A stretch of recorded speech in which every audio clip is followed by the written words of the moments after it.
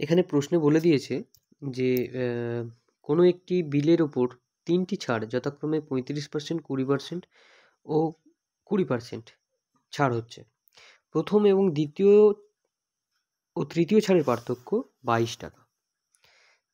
এখানে একটু তোমাদের বুঝতে অসুবিধা হবে কথাটার ভিতরে। বলছে প্রথম এবং দ্বিতীয় তৃতীয় ছাড়ের পার্থক্য। দ্বিতীয় তৃতীয় ছাড়ের পার্থক্য একসাথে করতে হবে, আর প্রথম ছাড়ের পার্থক্য আলাদা করতে হবে।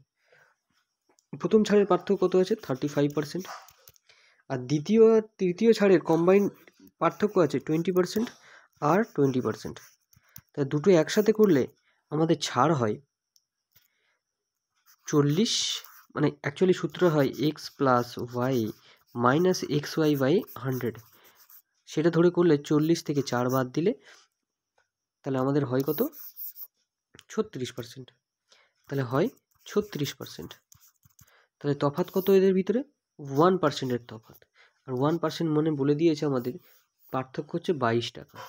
তাহলে 1% যদি 22 টাকা হয় তাহলে 100%-এর ভ্যালু কত হবে? 100%-এর ভ্যালু হবে 2200 টাকা। তাহলে আমাদের অ্যান্সার আসবে 2200 টাকা। এটার জন্য উত্তর 2200 টাকা। আশা করছি বোঝাতে পারলাম। Thank you.